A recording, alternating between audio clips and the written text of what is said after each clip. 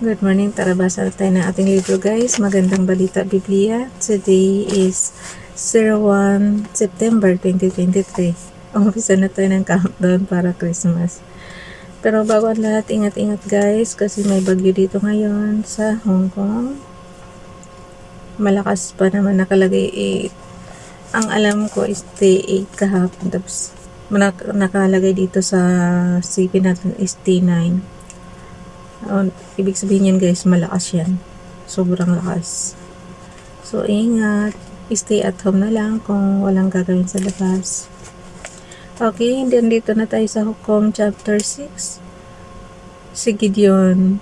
Hukom chapter 6 verse 1, muling gumawa ng kasamaan laban kay Yahweh ang mga Israelita, kaya sila hinayaan niyang masakop ng mga Midianita sa loob ng 7 taon. Verse 2, higit na makapangyarihan ang mga Midianita kaysa sa mga Israelita, kaya't ang mga Israelita ay nagsipagtago sa mga kuweba at sa mga kabundukan. Verse 3, tuwing magtatanim ang mga Israelita sa kanilang mga bukirin, sinasalakay sila ng mga Midianita, Amalekita at iba pang mga lipi galing sa disyerto. Verse 4, nagkakampo ang mga ito sa lupain at sinisira ang mga pananim doon hanggang sa may Gaza. Pasensya sa ingay ng eleksyon guys. Maingay talaga yan. Kahit may bagyo, mainit pa rin dito sa kwarto ko. Okay, verse 4 ulit natin. Nagkakampo ang mga ito at sa lupain at sinisira ang mga pananim doon hanggang sa may Gaza. Wala silang itinitirang anuman na maaring pakinabangan ng mga Israelita sapagkat kinukuha nilang lahat, pati ang mga tupa, baka at asno. Verse 5, dumarating silang parang makapal na balang kasama ang kanilang mga baka, tulda at mga kamilyong hindi mapilang sa dami at sinisira ang lupain. Verse 6, walang magawa ang mga Israelita kaya humingi sila ng tulong kay Yahweh. Verse 7, nang marinig ni Yahweh ang pagdaing ng mga Israelita dahil sa pagpapahirap ng mga Midianita. Verse 8, sila'y pinadalhan niya ng propeta at ipinasabi ang ganito, inilabas ko kayo sa Ehipto. Verse 9, iniligtas ko kayo sa kanilang pang-aalipin at sa lahat ng inyong kaaway na talo ninyo sila at ibinigay sa inyo ang kanilang lupain. Kaya guys, maniwala na ako talaga sa kasabihan na huwag mong gagawin ang ayaw mong gawin sa iyo. Huwag mong gawin sa kapwa mo ang ayaw mong gawin sa iyo. Kasi di ba ang history nila is nanakop lang din sila ng bansa na yan. Pinatay nila yung mga tao noon, di ba? Tapos bago nila na yung talagang nagira sila, pinatay nila. So galing sila sa Egypto guys, wala silang lupa, pumunta sila sa pangakong lupa ni Father God. Pero ngayon, ayan, ginugulo na naman sila ng mga sabi ko nga paano na lang pag nalaman itong history ng Israel ng mga sinaunang tao din, di syempre pag dumami din sila, kakalabanin din nila, di ba? Yung Israel kasi nga nanakop lang din. Opinion ko lang yan. Okay. Verse 9, iniligtas ko kayo sa kanilang pang-alipin at sa lahat ng inyong kaaway, natalo ninyo sila at ibinigay sa inyo ang kanilang lupain.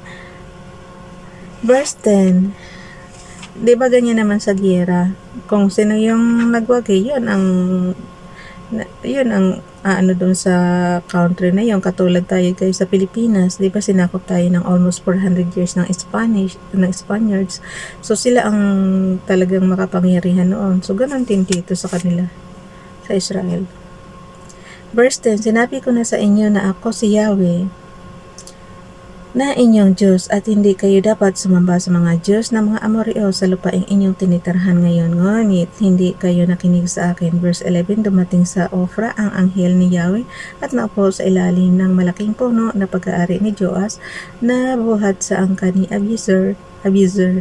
Si Gideon na anak ni Joas ay kasalukuyang gumigiik noon ng trigo sa pisaan ng ogas. Patago ang kanyang pag-iik upang hindi siya makita ng mga Midianita. Verse 12, nagpakita sa kanya ang anghel ni Yahweh at sinabi sa kanya, sumasa iyo si Yahweh, magiting na lalaki. Verse 13, sumagot si Gideon, mawalang galang na po kung talagang kasama namin si Yahweh. Bakit ganito ang nangyari sa amin? Nasaan na ngayon ang mga kababalaghang ginawa niya noon gaya ng ikwinento sa amin ng aming mga ninuno kung paano sila iniligtas niya sa Ehipto.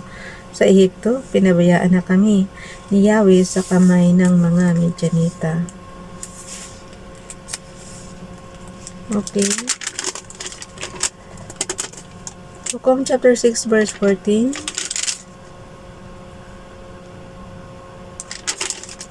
Sinabi sa kanya ni Yahweh, lumakad ka at gamitin mo ng buong lakas mo upang iligtas ang Israel mula sa mga Midianita.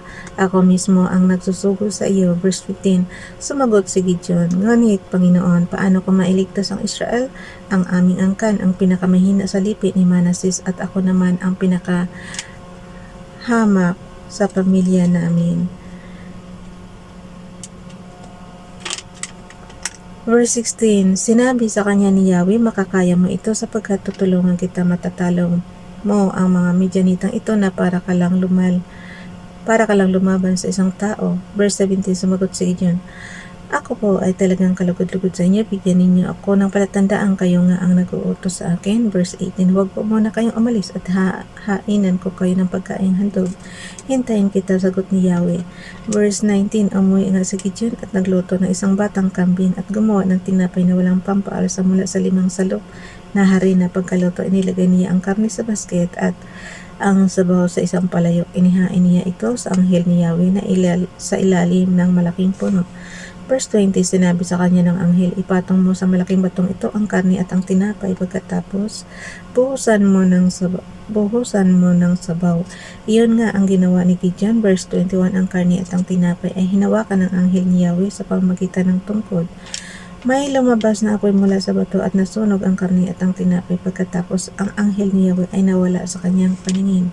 Verse 22, saka pa lamang naunawaan ni Gideon na anghel nga ni Yahweh ang nakausap niya, dahil dito kinilabutan siya sa takot at sinabi, Panginoong Yahweh, tulungan mo po ako, harap-harapan kong nakita ang iyong anghel.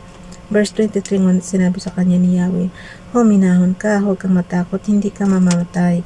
Verse 24, at si Gideon ay nagtayo roon ng isang altar para kay Yahweh na tinawag niyang si Yahweh ay kapayapaan. Hanggang ngayon ay naroon pa sa Ofra ang altar sa lugar na sakop ng angkan ni Abiezer. Sinira ni Gideon ang altar ni Baal. Verse 25, kinagabihan, sinabi ni Yahweh kay Gideon, kunin mo ang toro at ng iyong ama at isa pang toro na 7 taong gulang. Gibain mo ang altar ni Baal na ipinagawa ng iyong ama at putulin mo ang rebulto ni Asherah sa tabi nito. Verse 26, pagkatapos magpatong-patong ka ng mga bato sa ibabaw ng burol na ito bilang altar para kay Yahweh na iyong Diyos, pagputol-putulin mo ang rebulto ni Asherah at gawin mong panggatong sa ibabaw ng altar. Ialay mo roon ang pangalawang toro ng iyong ama bilang handog na sinusunog. Verse 27, kaya't isinama ni Gideon ang 10 sa kanyang mga tagapaglingkod at ginawa ang sinabi sa kanya ni Yahweh. Gabi nang gawin niya ito sapagkat natatakot siya sa kanyang pamilya at sa mga taong bayan. Verse 28, kinabukasan sa madaling araw nakita na lamang ng mga tao na wasak na ang altar ni Baal at putol-putol na ang rebulto ni Asherah na ipinanggatong sa pangalawang toro na sinunog sa altar na itinayo roon. Verse 29, nagtanungan sila, sino kaya ang may kagagawa nito? Nagsiyasat sila at nalaman nilang si Gideon na anak ni Joas ang may kagagawa niyon. Verse 30, sinabi ng mga taong bayan kay Joas, ilabas mo rito ang anak mo at papatayin namin. Ginaba niya ang altar ni Baal at pinagputol-putol ang rebulto ni Asherah sa tabi ng altar. Verse 31, sumagot si Joas, ipinaglalaban ba ninyo si Baal? Ipinagtatanggol niyo ba siya? Sinumang makipaglaban para sa kanya ay papatayin bago mag-umaga. Kung siya talagang Diyos, hayaan ninyong ipagtanggol niya ang kanyang sarili, dipat kanyang altar ang giniba. Verse 32, mula noon si Gideon ay tinaguri ang Jerubbaal dahil sa sinabi ni Joas na hayaan ninyong ipagtanggol ni Baal ang kanyang sarili, hindi ba't sa kanya naman ang altar na giniba. Verse 33, ang mga Midianita, Amalekita, at iba pang mga lipi sa silangan ay sama-samang tumawid sa ilog Jordan at nagkampo sa libis ng Jezreel. Verse 34, lumukob kay Gideon ang espiritu ni Yahweh, hinipan niya ang trompeta bilang hudyat na sumunod sa kanya ang mga kalalakihan ng angkan ni Abiezer. Verse 35, nagpadala siya ng mga suko-subong na sasakupan ng mga lipi ni Manases, Asher, Zebulun at Naphtali upang makiisa sa kanya ang mga liping ito. Nagpa siya namang sumama ang mga ito kay Gideon. Humingi ng palatandaan si Gideon, Hukom chapter 6 verse 36, sinabi ni Gideon sa Diyos, sinabi ninyo sa akin na ako ang gagamitin ninyo upang iligtas ang Israel. Verse 37, dahil dito maglalatag ako ng isang lana sa giikan ng trigo kapag nabasa ito ng hamog. Kapag nabasa ito ng hamog. Sorry guys. Iba kasi yung nabasa at nabasa. Kapag nabasa ito ng hamog, ngunit tuyo ang paligid, ako nga ang gagamitin ninyo upang iligtas ang Israel. Verse 38, ganon nga ang ginawa ni Gideon. Kinabukasan ng umaga, kinuha niya ang lanang inilatag sa giikan at nang pigay niya ito, napuno niya ng tubig ang isang mangkok. Verse 39, sinabi ni Gideon sa Diyos, huwag po kayong magagalit sa akin. Mayroon pa po akong isang hihilingin. Nais ko pong matuyo naman itong lana at mabasa ng hamog ang lupa sa paligid. Verse 40, kinagabihan, ginawa nga iyon ng Diyos, tuyo ang lana, ngunit basa ng hamog ang lupa sa paligid nito. Bukas na itong guys, chapter 7, mahaba rin kasi. Hanggang tayo, verse 40 yung chapter 6, Hukom chapter 6. So, bukas na ito for September 2. Hindi natin mamalayan guys, October na naman. Ganun kabilis ang araw. Okay? Bye everyone. God bless.